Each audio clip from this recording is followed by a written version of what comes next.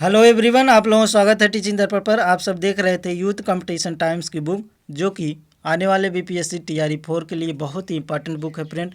इसमें TRE 1, TRE 2, TRE 3 और री एग्ज़ाम से जो क्वेश्चन पेपर बने थे वो सभी क्वेश्चन पेपर इसमें दिए गए हैं फ्रेंड, टॉपिक वाइज। तो आज के वीडियो में आपका स्वागत है फ्रेंड।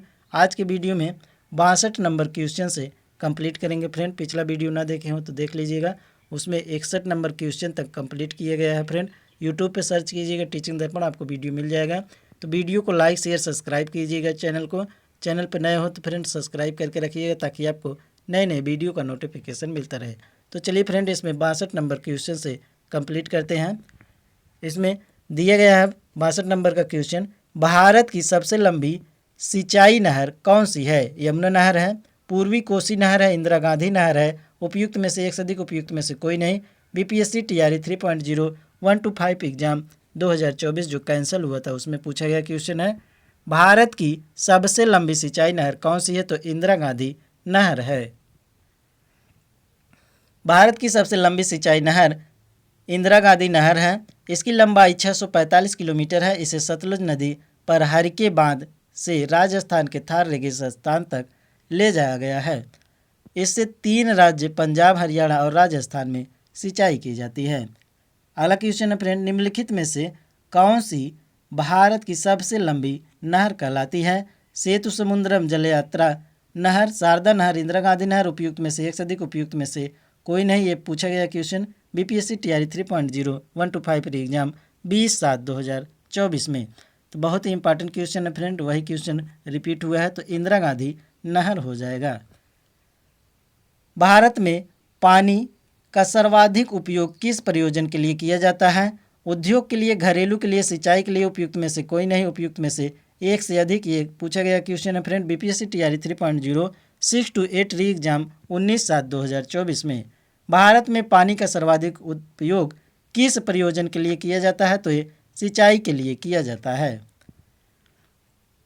नीति आयोग की report comparative water management index के अनुसार देश में जल की कुल खपत का लगभग 85% हिस्सा कृषि क्षेत्र में, जबकि 10% उद्योग में एवं 5% घरों में प्रयोग किया जाता है। तो ध्यान रखिएगा फ्रेंड, बहुत ही इंपॉर्टेंट फैक्ट है। अगला क्वेश्चन है, टिहरी बांध परियोजना संबंधित है? टिहरी बांध परियोजना संबंधित है नियतवादी विचारधारा से, संभववादी विचारधारा से, वैज्ञानिक नियतवादी विचारधारा से, उपयुक्त में से एक से अधिक, उपयुक्त में से कोई नहीं। ये क्वेश्चन पूछा गया है फ्रेंड बीपीएससी टीआरई 2.0 14/12/2023 पेपर 1 में। टिहरी बांध परियोजना संबंधित है तो ये संभववादी विचारधारा से संबंधित है। तो ध्यान रखिएगा फ्रेंड, टिहरी बांध परियोजना संभववादी विचारधारा से संबंधित है।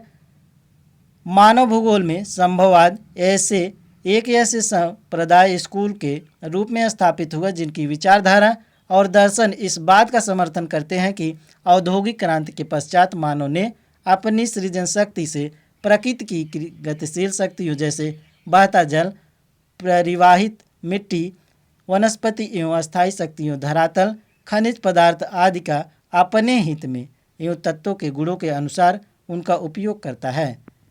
उत्तराखंड में टिहरी बांध भारत में भागीरथी नदी पर बना सबसे ऊंचा बांध है। तो ध्यान रखिएगा फ्रेंड,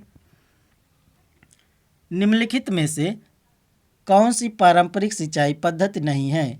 खंडक प्रणाली, चेन प्रणाली, ड्रिप प्रणाली, उपयुक्त में से एक से अधिक, उपयुक्त में से कोई नहीं। ये पूछा गया क्वेश्चन है फ्रेंड बीपीएससी टीआरई 2.0 14/12/2023 पेपर 1 में। निम्नलिखित में से कौन सी पारंपरिक सिंचाई पद्धति नहीं है? नहीं पूछा गया है फ्रेंड, तो इसमें ड्रिप सिंचाई हो जाएगी। ड्रिप सिंचाई सिंचाई पौधों को कृत्रिम रूप से पानी देने की प्रक्रिया है। सिंचाई की प्रमुख पारंपरिक एवं आधुनिक विधियां निम्नवत है। पारंपरिक सिंचाई विधियां में आता है खंडक प्रणाली, चेन पंप, ढेकली, रहट तथा मोट प्रणाली। आधुनिक सिंचाई प्रणाली और ड्रिप सिंचाई जो है ये पारंपरिक सिंचाई है। छिड़काव सिंचाई आता है। स्पष्ट है कि ड्रिप सिंचाई प्रणाली सिंचाई की पारंपरिक विधि नहीं है। तो ध्यान रखिएगा फ्रेंड, ये सभी नहीं आते हैं पारंपरिक सिंचाई की विधियों में। अगला है, दामोदर घाटी परियोजना किस राज्य में स्थित है? दामोदर घाटी परियोजना किस राज्य में स्थित है? बिहार में, झारखंड और पश्चिम बंगाल में, उड़ीसा में उपयुक्त में से एक से अधिक, उपयुक्त में से कोई नहीं। ये पूछा गया क्वेश्चन है friend BPSC TRE 2.0 18/12/2023 paper second में ये क्वेश्चन पूछा गया है। दामोदर घाटी परियोजना किस राज्य में स्थित है? तो ये झारखंड और पश्चिम बंगाल में स्थित है। दामोदर घाटी परियोजना झारखंड और पश्चिम बंगाल की परियोजना है। दामोदर घाटी परियोजना के तहत वर्ष 1948 में दामोदर घाटी निगम डीवीसी की स्थापना की गई। यह स्वतंत्र भारत की प्रथम बहुउद्देशीय परियोजना है। इस परियोजना से लाभान्वित होने वाले राज्य झारखंड, बिहार एवं पश्चिम बंगाल हैं। तो ध्यान रखिए फ्रेंड इस पॉइंट को। अगला क्वेश्चन है 1954 में किन दो देशों के बीच कोसी सिंचाई एवं जल विद्युत परियोजना समझौता हस्ताक्षरित हुआ था? भारत एवं बांग्लादेश, भारत एवं चीन के बीच, भारत वर्ष एवं नेपाल के बीच। तो ये हुआ था फ्रेंड भारत और वर्ष एवं नेपाल के बीच। तो ध्यान रखिएगा फ्रेंड, ये BPSC school teacher 2023 paper 1 third में पूछा गया क्वेश्चन है। ये थोड़ा ब्लर है फ्रेंड, हम पढ़ दे रहे हैं, आप लोग समझ लीजिएगा। कोसी सिंचाई एवं जल विद्युत परियोजना वर्ष 1954 में हस्तांतरित भारत और नेपाल की संयुक्त परियोजना है। इस परियोजना के अंतर्गत 4 इकाइयों पर काम किया गया। कोसी नदी गोसाई थान चोटी के उत्तर से निकलकर नेपाल में स्थित भीमनगर के पास भारत में प्रवेश करती है। यह नदी बिहार राज्य के पूर्वी उत्तरी भाग में प्रवाहित होती है, हुई कुर्सेला के पास गंगा नदी में मिल जाती है। तो ये पॉइंट ध्यान रखिएगा फ्रेंड, कहाँ पर मिलती है? तो कुर्सेला के पास गंगा नदी में मिल जाती है। कोसी नदी को बिहार राज्य का शोक भी कहा जाता है। अगला क्वेश्चन है फ्रेंड, निम्नलिखित में से कौन सा बांध महानदी पर स्थित है? हीराकुंड बांध, दुधवा बांध, घुमरापाद बांध, उपयुक्त में से एक से अधिक, उपयुक्त में से कोई नहीं। ये BPSC school teacher 2023 paper second shift 2 में पूछा गया क्वेश्चन है फ्रेंड। निम्नलिखित में से कौन सा बांध महानदी पर स्थित है? तो उपयुक्त में से एक से अधिक स्थित है फ्रेंड। हीराकुंड पूछा जाए बांध कहाँ पर है? तो ये उड़ीसा में है और दुधवा छत्तीसगढ़ में स्थित है। तो ध्यान रखिएगा फ्रेंड, हीराकुंड बांध तथा दुधवा बांध महानदी पर स्थित है। महानदी प्रणाली उड़ीसा राज्य की सबसे बड़ी नदी और प्रायद्वीपीय भारत की तीसरी सबसे बड़ी नदी है। इस नदी का जलग्रहण क्षेत्र छत्तीसगढ़, मध्य प्रदेश, उड़ीसा, झारखंड और महाराष्ट्र तक विस्तारित है। इस नदी पर स्थित हीराकुंड बांध भारत का सबसे लंबा बांध है। तो ध्यान रखिएगा फ्रेंड, बहुत ही इंपॉर्टेंट फैक्ट है। अगला टॉपिक है खनिज एवं ऊर्जा संसाधन। झारखंड का घाटशिला किस खनिज उत्पादन के लिए प्रसिद्ध है? बॉक्साइट, अभ्रक, तांबा या उपयुक्त में से एक से अधिक, उपयुक्त में से कोई नहीं। ये बीपीएससी स्कूल बीपीएससी टीआरई 3.0 में 6 to 8 री एग्जाम 19/7/2024 में एक क्वेश्चन पूछा गया है फ्रेंड। झारखंड का घाटशिला किस खनिज उत्पादन के लिए प्रसिद्ध है? तो ये तांबा के लिए प्रसिद्ध है। बॉक्साइट में उड़ीसा और अभ्रक में आंध्र प्रदेश है। तो ध्यान रखिएगा फ्रेंड, झारखंड के पूर्वी सिंहभूम जिले में मौजूद घाटशिला एक छोटा सा शहर जो अपने खनिज संपदा और प्राकृतिक सौंदर्य के लिए प्रसिद्ध है। घाटशिला में यूरेनियम और तांबा जैसे खनिजों का भंडारण पाया जाता है। अगला क्वेश्चन है मैंगनीज का उपयोग कहाँ किया जाता है? मैंगनीज का उपयोग कहाँ किया जाता है? फोटोग्राफी में, माचिस में, बैटरी उत्पादन में, उपयुक्त में से एक से अधिक, उपयुक्त में से कोई नहीं।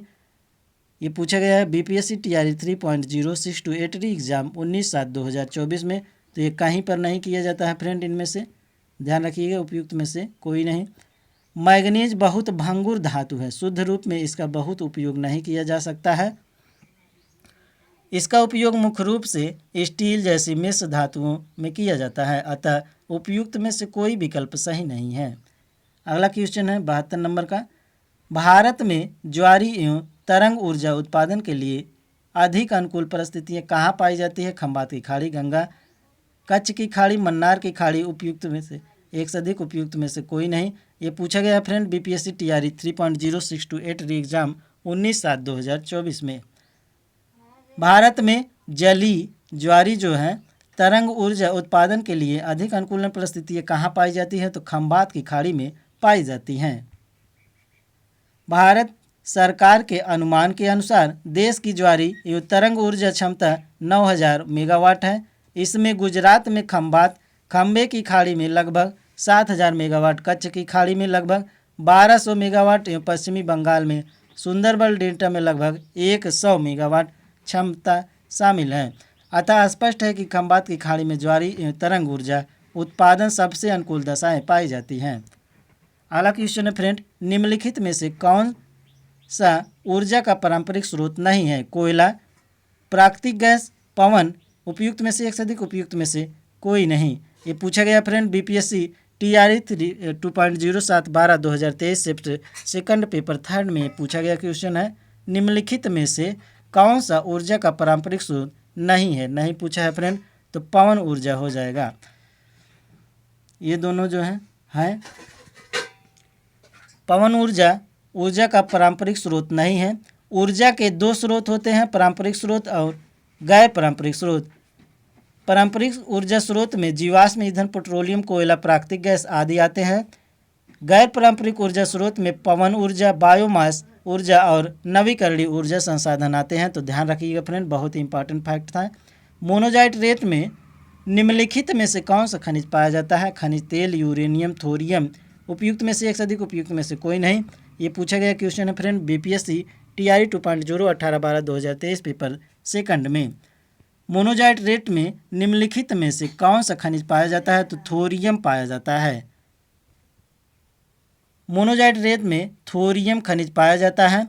भारत में मोनोजाइट रेत मुख्य रूप से केरल के तट पर पाया जाता है। थोरियम का रासायनिक प्रतीक TH तथा परमाणु क्रमांक जो है 90 होता है। तो ध्यान रखिएगा फ्रेंड। अगला क्वेश्चन है, भारत के निम्नलिखित थर्मल पावर प्रोजेक्टों को पूर्व से पश्चिम दिशा में व्यवस्थित कीजिए। कोटा, नामरूप, ओबरा और परीक्षा। तो पहले ओबरा हो जाएगा, उसके बाद परीक्षा, उसके बाद नामरूप। इसको देख लीजिए फ्रेंड, पहले जो है ओबरा होगा, उसके बाद परीक्षा, उसके बाद कोटा, उसके बाद नामरूप। तो इसमें देख लीजिए कौन सा विकल्प सही है। विकल्प नंबर सी सही है, 2 3 4 1। इस पॉइंट को ध्यान रखिएगा फ्रेंड, पहले नामरूप हो जाएगा, उसके बाद ओबरा, उसके बाद परीक्षा, उसके बाद कोटा हो जाएगा। 2 3 4 1। तो इसमें जो है विकल्प सी सही है। इसको बहुत ही इंपॉर्टेंट है फ्रेंड, इसको ध्यान रखिएगा। बीपीएससी स्कूल टीचर 2023 पेपर जो है 4 में ये पूछा गया क्वेश्चन है। थर्मल पावर प्लांट भारत के राष्ट्रीय पावर ग्रिड में बिजली का सबसे बड़ा हिस्सा योगदान करते हैं। उपयुक्त विकल्पों में दिए गए थर्मल पावर प्रोजेक्ट का पूर्व से पश्चिम क्रम निम्न है। नामरूप असम में स्थित है। ओबरा जो है उत्तर प्रदेश के सोनभद्र जिले में स्थित है। परीक्षा जो है उत्तर प्रदेश के झांसी जिले में और बेतवा के नदी के किनारे स्थित है। वह कोटा जो है राजस्थान में स्थित है। तो ध्यान रखिएगा फ्रेंड। अगला क्वेश्चन है, किस शहर में प्रथम शुद्ध हरित हाइड्रोजन संयंत्र चालू किया गया था? हैदराबाद, मुंबई, पुणे। उपयुक्त में से एक से अधिक, उपयुक्त में से कोई नहीं। बीपीएससी स्कूल टीचर 2023 पेपर 4 में पूछा गया क्वेश्चन है फ्रेंड, तो इनमें से कोई नहीं होगा, उपयुक्त में से कोई नहीं। ऑयल इंडियन लिमिटेड द्वारा असम के जोराहट पंप स्टेशन पर 10 किलोग्राम प्रतिदिन की स्थापित क्षमता के साथ भारत के पहले 99.999% शुद्ध ग्रीन हाइड्रोजन प्लांट की शुरुआत की गई। यह संयंत्र 500 किलोवाट सौर संयंत्र द्वारा 100 kilowatt ion exchange membrane AEM electrolyser प्रणाली का उपयोग करके उत्पन्न बिजली से हरित हाइड्रोजन उत्पादित करता है। अगला क्वेश्चन फ्रेंड, कोयला नगरी किस स्थान को कहा जाता है? कोयला नगरी किस स्थान को कहा जाता है? सोहागपुर, रानीगंज, धनबाद। उपयुक्त में से एक से अधिक, उपयुक्त में से कोई नहीं। BPSC TRE 2.0/7/12/2023 shift second paper third में पूछा गया क्वेश्चन है फ्रेंड, कोयला नगरी किस स्थान को कहा जाता है? तो धनबाद को कहा जाता है। झारखंड के धनबाद शहर को कोयला नगरी कहा जाता है। यहाँ के झरिया क्षेत्र में अनेक कोयला खनन केंद्र है। अगला क्वेश्चन है फ्रेंड, भारत में खनिज तेल पेट्रोलियम उत्पादन क्षेत्र का उत्पादन इसकी अवस्थितियों का सही युग्म बताना है। सूरमा घाटी असम में स्थित है, क्या यह सही है? लूनेज जो है गुजरात में स्थित है। केजी बेसिन बंगाल की खाड़ी में स्थित है। उपयुक्त में से एक से अधिक, उपयुक्त में से कोई नहीं। ये पूछा गया क्वेश्चन है friend BPSC school teacher 2023 paper second shift 1 में। बहुत ही इंपॉर्टेंट क्वेश्चन है फ्रेंड, भारत के खनिज तेल पेट्रोलियम उत्पादन क्षेत्र और इसकी अवस्थिति का सही युग क्या है? तो इसमें एक से अधिक सही हो जाएंगे फ्रेंड, उपयुक्त में से एक से अधिक। भारत के प्रमुख पेट्रोलियम खनिज तेल उत्पादक क्षेत्र सुरमा घाटी, डिगबोई, नहरकटिया, हुर्रीजन, मोरान क्षेत्र असम में है। लूनेज, अंकलेश्वर, ओलाद, ढोकला, मेहसाना और कलोल क्षेत्र गुजरात में है। मांगला क्षेत्र राजस्थान में है। Krishna Godavari basin, KG basin जो है क्षेत्र आंध्र प्रदेश में है। जो कि प्राकृतिक गैस का भारत में प्राप्त सबसे बड़ा भंडार है। केजी बेसिन ही रावा अपटती क्षेत्र पेट्रोलियम उत्पादन के लिए प्रसिद्ध है। तो वेरी वेरी इंपॉर्टेंट फैक्ट है फ्रेंड। अगला टॉपिक है उद्योग एवं व्यापार। इससे जो टॉपिक से क्वेश्चन बने थे फ्रेंड उसको देख लीजिए। उद्योग एवं व्यापार से पहला क्वेश्चन इसमें है, बिहार के किस जिले में रेशमी वस्त्र का उत्पादन सर्वाधिक होता है? मधुबनी में होता है, भागलपुर, औरंगाबाद या उपयुक्त में से एक से अधिक उपयुक्त में से कोई नहीं। बीपीएससी टीआरई 2.0 14/12/2023 पेपर 1 में पूछा गया क्वेश्चन है फ्रेंड। बिहार के किस जिले में रेशमी वस्त्र का उत्पादन सर्वाधिक होता है? तो भागलपुर में होता है। इसे सिल्क सिटी कहा जाता है। मधुबनी मिथिला पेंटिंग है और औरंगाबाद में सूर्य मंदिर स्थित है। तो ध्यान रखिएगा फ्रेंड ये भी। बिहार के भागलपुर जिले में रेशमी वस्त्र का उत्पादन सर्वाधिक होता है। यह जिला रेशम उद्योग से भी जुड़ा हुआ है और पूरे भारत में अपने टसर रेशम और भागलपुरी साड़ी के लिए प्रसिद्ध है। भागलपुर को भारत के रेशम शहर के रूप में भी जाना जाता है। अगला क्वेश्चन है फ्रेंड, बरौनी तेल शोधक संयंत्र बिहार के किस जिले में स्थित है? सहरसा, बेगूसराय, मधुबनी, उपयुक्त में से एक से अधिक उपयुक्त में से कोई नहीं। बीपीएससी टीआरई 2.0 14/12/2023 पेपर फर्स्ट में पूछा गया क्वेश्चन है friend. Very very important question है।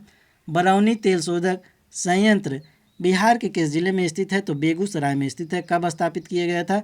1964 में इसको स्थापित किया गया था। ध्यान रखिएगा फ्रेंड। बरौनी भारत के बिहार राज्य के बेगूसराय जिले में स्थित एक कस्बा है। यह गंगा नदी के किनारे बसा हुआ है। यह बिहार का एक औद्योगिक कस्बा शहर है। यहाँ पर बरौनी तेल शोधक कारखाना तथा बरौनी थर्मल पावर स्टेशन स्थापित किए गए हैं। बरौनी तेल शोधन संयंत्र इंडियन ऑयल कॉरपोरेशन लिमिटेड के अधीन कार्यरत है। यह संयंत्र रूस में रोमानिया की मदद से स्थापित किया गया था तथा वर्ष 1964 से कार्यरत है। अगला टॉपिक है फ्रेंड, परिवहन। मुंबई और नई मुंबई को जोड़ने वाले अटल सेतु की कुल लंबाई कितने किलोमीटर है? 21.5 किलोमीटर, 21.8 किलोमीटर, 21.3 किलोमीटर। उपयुक्त में से एक से अधिक उपयुक्त में से कोई नहीं। ये पूछा गया क्वेश्चन है फ्रेंड बीपीएससी टीआरई 3.0125 री एग्जाम 20/7/2024 में। तो बहुत ही इंपॉर्टेंट क्वेश्चन है फ्रेंड। मुंबई और नई मुंबई को जोड़ने वाले अटल सेतु की कुल लंबाई कितने किलोमीटर है? तो 21.8 किलोमीटर है। अटल सेतु भारत का सबसे लंबा पुल है जिसकी लंबाई 21.8 किलोमीटर है। इसमें लगभग 16.5 किलोमीटर की लंबाई में तथा 5.5 किलोमीटर जमीन पर है। यह पुल मुंबई के सेवरी से शुरू होता है और रायगढ़ जिले के उरण तालुका में नौवां सेवा पर समाप्त होता है। तो ध्यान रखिएगा फ्रेंड। अगला क्वेश्चन है, निम्नलिखित में से कौन से दो चरम स्थान पूर्व पश्चिम गलियारे से जुड़े हैं? मुंबई, नागपुर, मुंबई, कोलकाता, सिलचर और पोरबंदर। उपयुक्त में से एक से अधिक उपयुक्त में से कोई नहीं। ये पूछा गया क्वेश्चन है friend BPSC TRE 2.0 8/12/2023 paper third में पूछा गया क्वेश्चन है फ्रेंड। निम्नलिखित में से दो चरम स्थान पूर्व पश्चिम गलियारे से जुड़े हैं तो ये सिलचर और पोरबंदर जुड़े हैं। तो ध्यान रखिएगा फ्रेंड, बहुत ही इंपॉर्टेंट क्वेश्चन है। सिलचर और पोरबंदर दो चरम स्थान पूर्व पश्चिम गलियारे से जुड़े हैं। पूर्व पश्चिम गलियारा गुजरात, मध्य प्रदेश, उत्तर प्रदेश, बिहार, पश्चिम बंगाल, असम से होकर गुजरता है। अगला क्वेश्चन है फ्रेंड, सीवरेज टूरिज्म के संदर्भ में सूची द्वीप, एमी साल तथा ग्रांडे द्वीप पर भारतीय जल जहाज़ों के मलबे का पता लगाया गया है। ये स्थान कहाँ स्थित है? गोवा के तट के बाहर, लक्षद्वीप तट के बाहर, तमिलनाडु तट के बाहर, उड़ीसा तट के बाहर। 69वीं बीपीएससी प्री 2023 में एक क्वेश्चन पूछा गया है फ्रेंड। सीवरेज टूरिज्म के संदर्भ में सूची द्वीप, एमी साल तथा ग्रांडे द्वीप पर भारतीय जल में जहाज़ों के मलबे का पता लगाया गया। ये स्थान कहाँ पर है? तो गोवा तट के बाहर स्थित है। सूची द्वीप, एमी साल तथा ग्रांडे द्वीप पर भारतीय जल में जहाज़ों के मलबे तथा पता लगाया गया। ये स्थान गोवा तट के पास स्थित है। उल्लेखनीय है कि जहाज़ के मलबों को देखने के लिए की गई गतिविधियों को शिवरेक टूरिज्म के नाम से जाना जाता है। अगला क्वेश्चन है फ्रेंड, भारत के निम्नलिखित बंदरगाहों को उनके दक्षिण दिशा में व्यवस्थित करना है। काकीनाडा, मछलीपट्टनम, नागीपट्टनम और विशाखापट्टनम। ये नीचे दिए गए कूट में सही उत्तर बताना है फ्रेंड। उपयुक्त में से एक से अधिक, उपयुक्त में से कोई नहीं।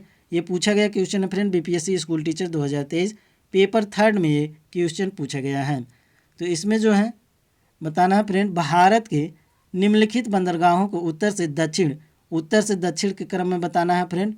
तो इसको देख लीजिए, पहले विशाखापट्टनम हो जाएगा, उसके बाद हो जाएगा काकीनाडा। सबसे पहले उत्तर में जो है विशाखापट्टनम, उसके नीचे काकीनाडा हो जाएगा, उसके बाद हो जाएगा मछलीपट्टनम, उसके बाद हो जाएगा नागपट्टनम। काकीनाडा, मछलीपट्टनम और विशाखापट्टनम ये आंध्र प्रदेश में स्थित है फ्रेंड, इसको ध्यान रखिएगा। नागपट्टनम जो है ये तमिलनाडु में स्थित है।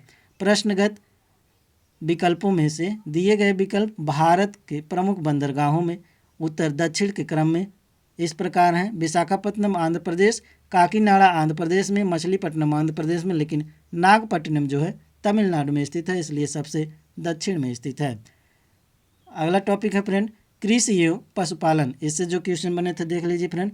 मध्य प्रदेश का लगभग कितना प्रतिशत क्षेत्रफल कृषि योग्य है? 44%, 30%, 50%। उपयुक्त में से एक से अधिक, उपयुक्त में से कोई नहीं। बीपीएससी टीआरई 3.0125 एग्जाम 2024 जो कैंसिल हुआ था उसमें क्वेश्चन पूछा गया है फ्रेंड। मध्य प्रदेश का लगभग कितना प्रतिशत क्षेत्रफल कृषि योग्य है? तो 50% क्षेत्रफल कृषि योग्य है। मध्य प्रदेश एक कृषि प्रधान अर्थव्यवस्था है। राज्य में कुल 307.56 लाख हेक्टेयर क्षेत्र में 152.05 लाख हेक्टेयर भूमि खेती के लिए अधीन है, जो राज्य का लगभग 50%, 49.43% क्षेत्रफल कृषि योग्य है। अगला क्वेश्चन है फ्रेंड, भारत में हरित क्रांति का श्रेय किसे जाता है? Doctor M S. Swaminathan, doctor V Kurien, Shri Sundarlal Bahuguna. उपयुक्त में से एक से अधिक, उपयुक्त में से कोई नहीं। ये क्वेश्चन पूछा गया बीपीएससी टीआरई 3.0 एग्जाम 21/7/2024 में। भारत में हरित क्रांति का श्रेय किसे जाता है? तो डॉक्टर एम.एस. स्वामीनाथन को जाता है। यदि विश्व में पूछे तो नॉर्मन बोरलॉग को जाना जाता है। तो ध्यान रखिएगा फ्रेंड, भारत में हरित क्रांति का पिता डॉक्टर एम.एस. स्वामीनाथन को कहा जाता है। इन्हें 2024 में मरणोपरांत भारत रत्न से सम्मानित किया गया है। अगला क्वेश्चन है फ्रेंड, मोटा अनाज या को चमत्कारी अनाज और भविष्य की फसल कहा जाता है क्योंकि सूखा सहिष्णु फसल है। कुछ बाहरी कारक का आवश्यकता होती है और पोषण की दृष्टि से चावल और गेहूं के बराबर है। उपयुक्त में से एक से अधिक, उपयुक्त में से कोई नहीं। ये BPSC TRE 2.0 7/12/2023 shift second paper 3 में पूछा गया क्वेश्चन है फ्रेंड। तो इसमें जो है मोटा अनाज को चमत्कारी अनाज और भविष्य की फसल कहा जाता है क्योंकि इसमें जो सभी विकल्प दिए हैं सभी पाया जाता है, इसलिए इसका विकल्प जो है डी विकल्प हो जाएगा। उपयुक्त में से एक से अधिक। मोटे अनाज को अक्सर उनके असंख्य स्वास्थ्य लाभों और इस तथ्य के कारण चमत्कारी अनाज कहा जाता है कि कठोर शुष्क वातावरण में पनप सकते हैं। जहां अन्य फसलें संघर्ष करती हैं, मोटे अनाज को चमत्कारी अनाज माना जाने के पीछे कुछ प्रमुख कारण प्रमुख है जो निम्न है। पहला पॉइंट है, मोटा अनाज प्रोटीन, फाइबर, विटामिन और खनिज जैसे पोषक तत्वों से भरपूर होता है। दूसरा पॉइंट है, मोटा अनाज सूखा सहिष्णु फसल। इसमें अन्य फसलों की तुलना में कम पानी और कम कीटनाशकों की आवश्यकता होती है, जिससे यह किसानों के लिए पर्यावरण के अनुकूल विकल्प बन जाते हैं। तीसरा पॉइंट है, गेहूं और धान की फसलों के मुकाबले इनमें सॉल्युबल फाइबर के साथ ही कैल्शियम और आयरन की मात्रा अधिक होती है। तो वेरी वेरी इंपॉर्टेंट फैक्ट है फ्रेंड, ध्यान रखिएगा। अगला क्वेश्चन है, निम्नलिखित में से कौन सी उड़ीसा की स्थानांतरित कृषि है? पेंडू, पेंडा, बेवार। उपयुक्त में से एक से अधिक, उपयुक्त में से कोई नहीं। ये पूछा गया क्वेश्चन है फ्रेंड, बीपीएससी टीआरई 2.0 14/12/2023 पेपर 1 में ये क्वेश्चन पूछा गया था। निम्नलिखित में से कौन सी उड़ीसा का स्थानांतरित कृषि है? तो पोंडू है। पोंडू जो है उड़ीसा और आंध्र प्रदेश की कृषि है फ्रेंड। यदि पूछा जाए पेंडा तो ये महाराष्ट्र की है, कुमारी केरल में बोला जाता है। बेवार और दहिया मध्य प्रदेश में बोली जाने वाली एक कृषि है, झूमिंग कृषि को कहा जाता है, तो ध्यान रखिएगा स्थानांतरित कृषि को। उड़ीसा और आंध्र प्रदेश में झूम खेती स्थानांतरित कृषि को पोंडू के नाम से जाना जाता है। स्थानांतरित कृषि एक आदिम प्रकार की कृषि है जिसमें पहले वृक्षों तथा वनस्पतियों को काटकर उन्हें जलाया जाता है और साफ की गई भूमि को पुराने उपकरणों से जुताई करके बीज बो दिए जाते हैं। जब तक मिट्टी में उर्वरता विद्यमान रहती है इस भूमि पर खेती की जाती है, इसके पश्चात इस भूमि को छोड़ दिया जाता है। बेवार और दहिया, यदि पूछा जाए बेवार और दहिया तो ये बुंदेलखंड मध्य प्रदेश में कहा जाता है। पेंडा जो है ये महाराष्ट्र की स्थानांतरित कृषि है, तो ध्यान रखिएगा फ्रेंड। फलों एवं सब्जियों की खेती क्या कहलाती है? फूलों की खेती, कृषि, बागवानी, उपयुक्त में से एक से अधिक, उपयुक्त में से कोई नहीं। ये पूछा गया क्वेश्चन है फ्रेंड बीपीएससी टीआरई 2.0 15/12/2023 पेपर 4 में ये क्वेश्चन पूछा गया है। फलों एवं सब्जियों की खेती क्या कहलाती है? तो उसे हॉर्टिकल्चर बागवानी कृषि कहते हैं, तो ध्यान रखिएगा फ्रेंड। हॉर्टिकल्चर बागवानी के अंतर्गत फलों एवं फूलों, सब्जियों, मसालों आदि की खेती की जाती है। फूलों की खेती उसे फ्लोरिकल्चर कहते हैं। रेशम कीट पालन को सेरीकल्चर कहते हैं। मधुमक्खी पालन को एपी कल्चर कहते हैं। मछली पालन को पीसी कल्चर और फलों का उत्पादन के पोमी कल्चर कहा जाता है, तो ध्यान रखिएगा फ्रेंड, बहुत ही इंपॉर्टेंट था, वहाँ से एक क्वेश्चन बनता है इस पॉइंट से। अगला क्वेश्चन है उत्तरी भारत में शीतकाल में उपजाई जाने वाली चावल की फसलों के स्थानीय नाम क्या है? अमन, अगहनी और औस है। अमन, साली और अगहनी है। अमन, औस और साली है। उपयुक्त में से एक से अधिक, उपयुक्त में से कोई नहीं। BPSC school teacher 2023 paper second shift 2 में पूछा गया क्वेश्चन है friend. Very very important question है फ्रेंड। इसमें अमन, साली और अगहनी आंसर हो जाएगा, तो ध्यान रखिएगा। उत्तरी भारत में मई जुलाई से सितंबर दिसंबर तक चावल की फसल उगाई जाती है। शीतकाल में उपजाई जाने वाली फसलों का स्थानीय नाम अमन, साली तथा अगहनी है। चावल की प्रजाति औस को गर्मियों में पूर्व मानसून वर्षा के साथ बोया जाता है। अगला क्वेश्चन फिर निम्नलिखित में से कौन सा स्थानांतरित कृषि का स्थानीय नाम है? बेवार, दहिया, पोंदू, उपयुक्त में से एक से अधिक, उपयुक्त में से कोई नहीं। BPSC school teacher 2023 paper second shift 2 में पूछा गया क्वेश्चन है फ्रेंड। अभी पिछला क्वेश्चन देखे थे, तो इनमें से सभी हो जाएंगे। बेवार ये मध्य प्रदेश में कहा जाता है, दहिया मध्य प्रदेश में, पोंदू ये उड़ीसा और आंध्र प्रदेश में कहा जाता है, तो ध्यान रखिएगा फ्रेंड, ये सभी हस्तांतरित कृषि है। हस्तांतरित कृषि को झूमिंग कृषि भी कहते हैं। यह आदिम प्रकार की कृषि है जिसमें वृक्षों को काटकर जला दिया जाता है और साफ की गई भूमि पर पुराने उपकरणों से जुताई करके खेती की जाती है। जब तक मिट्टी में उर्वरता रहती है तब तक इस भूमि पर खेती की जाती है। इसके पश्चात इस भूमि पर को परती छोड़ दिया जाता है। झूम कृषि के स्थानीय नाम और स्थान इस प्रकार हैं। झूम कहाँ पर कहा जाता है? तो उत्तरी पूर्वी भारत में कहा जाता है। बीवर और डहिया जो है ये बुंदेलखंड संभाग मध्य प्रदेश में कहा जाता है। दीपा जो है बस्तर जिला में और पोंडू जो है आंध्र प्रदेश में कहा जाने वाली कृषि है फ्रेंड, तो इसको ध्यान रखिएगा, बहुत ही इम्पॉर्टेंट है। निम्नलिखित में से कौन शब्द जो है मल्चिंग शब्द की व्याख्या करता है? तो ध्यान रखिएगा फ्रेंड, फसलों के बीच खाली जमीन को पुआल जैसे जैविक पदार्थों की परत से ढकना, कंटूर को पत्थर, घास आदि से ढकना, खड़ी ढालों पर बनी वेदिकाओं, टेरेस में फसल लगाना। उपयुक्त में से एक से अधिक, उपयुक्त में से कोई नहीं।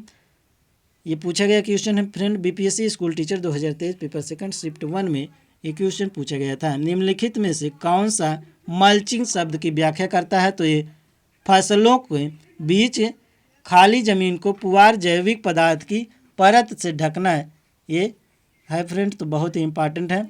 फसलों के बीच खाली पड़ी जमीन को खरपतवार, घासों अथवा पुआल जैसे जैविक पदार्थों से ढकने की प्रक्रिया को मल्चिंग कहा जाता है। जिन पदार्थों से इसे ढका जाता है उन्हें मल्च कहा जाता है। अगला क्वेश्चन फ्रेंड, निम्नलिखित में से किसकी खेती जायद के मौसम में की जाती है? खरबूजा, ककड़ी, तरबूज। उपयुक्त में से एक से अधिक, उपयुक्त में से कोई नहीं। BPSC school teacher 2023 paper second shift 1 में, और बीपीएससी टीआरई 2.0 2023 में पूछा गया क्वेश्चन है किसकी खेती जायद के मौसम की जाती है, तो खरबूज, खीरा, ककड़ी ये सभी की जाती है फ्रेंड। इसमें डी विकल्प जो है सही हो जाएगा। भारत में जायद के मौसम में उगाई जाने वाली प्रमुख फसलें खरबूजा, तरबूज, खीरा, ककड़ी, मूंग, जूट, तुरई, भिंडी आदि जायद की फसलें मार्च में बोई जाती हैं तथा जून तक इन्हें काटा जाता है। भारत में खेती के 3 मौसम होते हैं, रबी, खरीफ और जायद होते हैं। तो ध्यान रखिए फ्रेंड, रबी की फसलों में को शीत ऋतु में अक्टूबर से दिसंबर के बीच बोया जाता है तथा ग्रीष्म ऋतु के आरंभ में अप्रैल से जून के मध्य काटा जाता है। इस मौसम की प्रमुख फसलें गेहूं, जूट, जौ, मटर, चना हैं। खरीफ की फसलें जून जुलाई के मानसून में बोया जाता है। इसमें जो है अक्टूबर नवंबर में शीत ऋतु में आगमन के साथ काटी जाती है। इस मौसम की प्रमुख फसलें जो है चावल, कपास, जूट, ज्वार, बाजरा आदि हैं। तो ध्यान रखिए फ्रेंड, बहुत ही इंपॉर्टेंट है। अगला टॉपिक है मानव प्रजातियाँ। इससे जो क्वेश्चन बने थे फ्रेंड उसको देख लीजिए। भारत में शुष्क बिंदु बस्ती मिलती है बीकानेर में, बाढ़ क्षेत्रों में, अरावली में। उपयुक्त में से एक से अधिक, उपयुक्त में से कोई नहीं। ये पूछा गया क्वेश्चन है फ्रेंड बीपीएससी टीआरई 3.0 11-12 एग्जाम 22/7/2024 में ये क्वेश्चन पूछा गया था। भारत में शुष्क बिंदु बस्ती मिलती है तो ये बाढ़ क्षेत्रों में मिलती है। ध्यान रखिएगा फ्रेंड। नदी बेसिन के निम्न भाग में बस्तियां नदी वेदिकाओं एवं तटबंधों पर बसाई जाती हैं क्योंकि ये भाग शुष्क बिंदु होते हैं। उष्णकटिबंधीय देशों में दलदली क्षेत्रों के निकट लोग अपने मकान स्तंभों पर बनाते हैं जिससे कि वे बाढ़ एवं कीड़े मकोड़े से बचा जा सके, इसलिए ऐसी बस्तियों को शुष्क बिंदु बस्ती कहते हैं। तो ध्यान रखिएगा फ्रेंड। अगला क्वेश्चन है जीवाश्मों के आधार पर मानव का उत्पत्ति केंद्र क्या है? अफ्रीका की रिफ्ट घाटी, मध्य एशिया, जेरूसलम। उपयुक्त में से एक से अधिक, उपयुक्त में से कोई नहीं।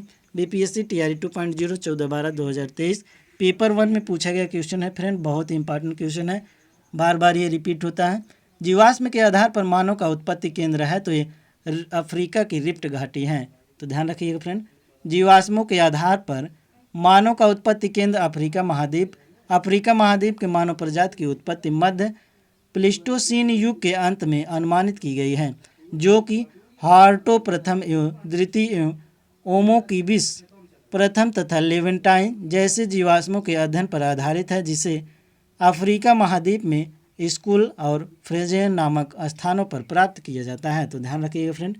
अगला क्वेश्चन है दो समुदाय के मध्य सांस्कृतिक संपर्क कहलाता है एनकल्चरेशन, एकल्चरेशन, कल्चरल रेल्स। उपयुक्त में से एक से अधिक, उपयुक्त में से कोई नहीं। बीपीएससी टीआरई 2.0 14/12/2023 पेपर फर्स्ट में क्वेश्चन पूछा गया फ्रेंड। दो समुदायों के मध्य सांस्कृतिक संपर्क कहलाता है तो उसे एकल्चरेशन कहते हैं। बहुत ही इंपॉर्टेंट पॉइंट है फ्रेंड। दो समुदायों के मध्य सांस्कृतिक संपर्क को एकल्चरेशन कहा जाता है।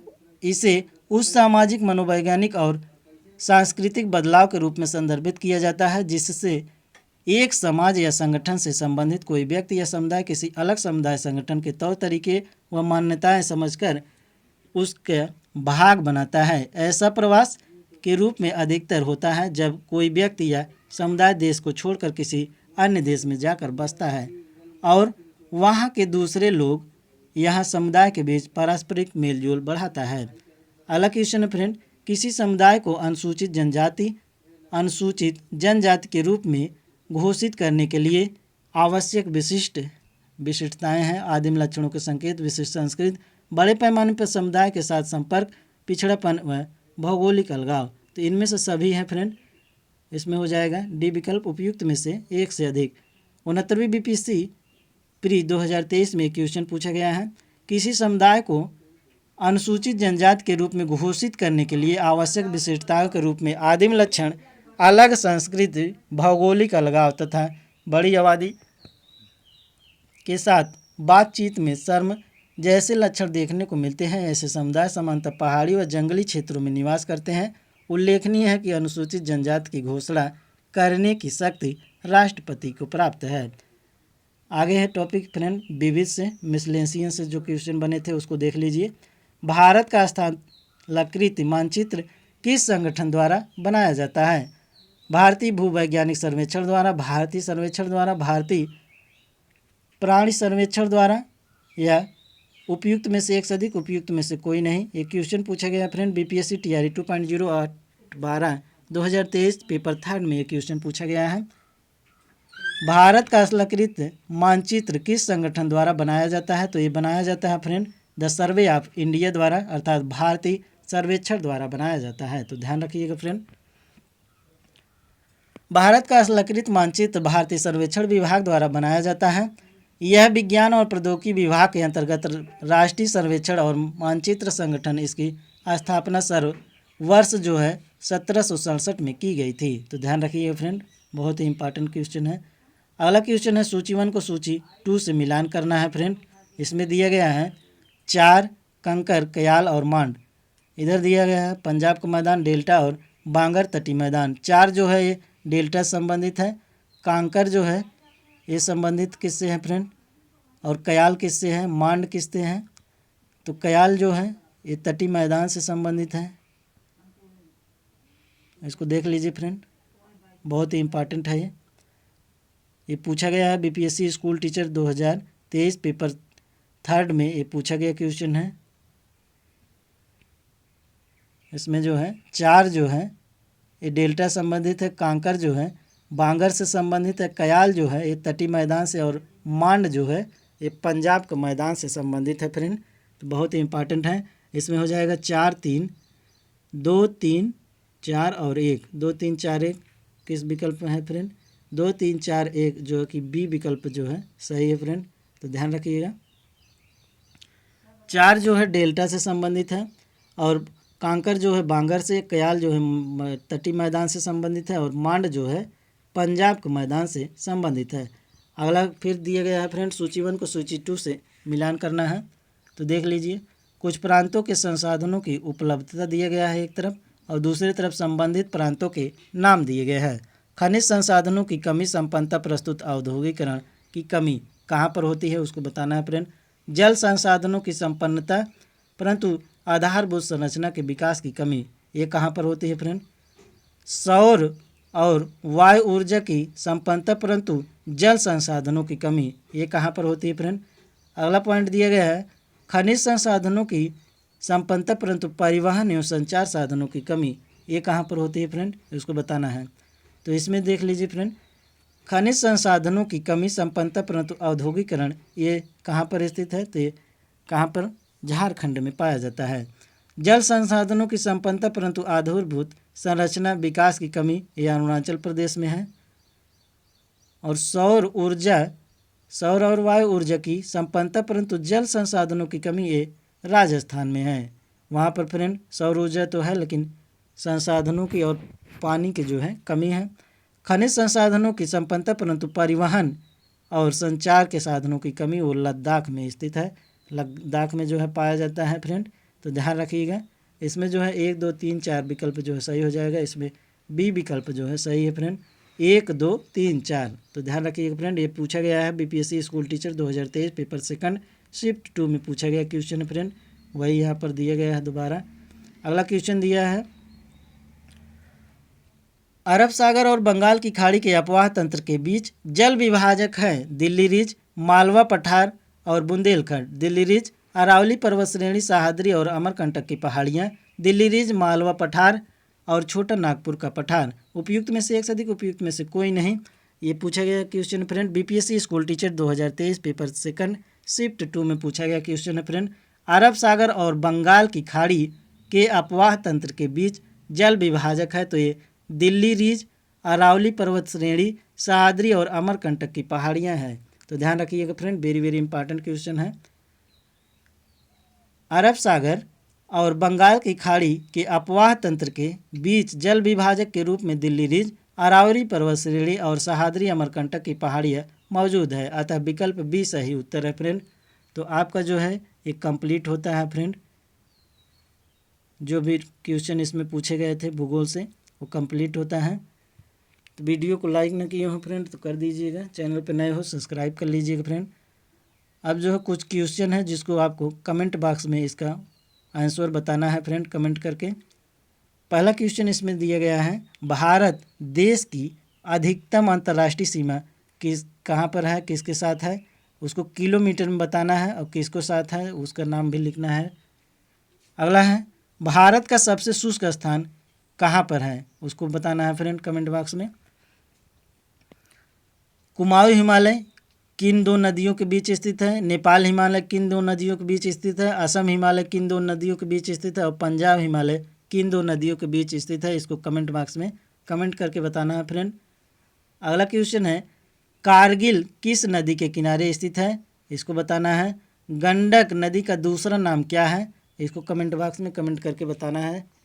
अटल सेतु की कुल लंबाई कितनी है, उसको बताना है। हस्तांतरित कृषि के नाम बताना है फ्रेंड, यहाँ पर दिया गया है। पोंडू पोंडू कहाँ कृषि है, पेंडा कहाँ पर बोली जाती है, बेवार कहाँ पर बोली जाती है, इसको कमेंट बॉक्स में कमेंट करके बताना है। कुमारी कहाँ पर बोली जाती है फ्रेंड। फूलों की खेती को क्या कहते हैं, उसको बताना है। रेशम कीट पालन को क्या कहते हैं, उसको कमेंट बॉक्स में बताना है फ्रेंड। मधुमक्खी पालन को क्या कहते हैं, उसको बताना है।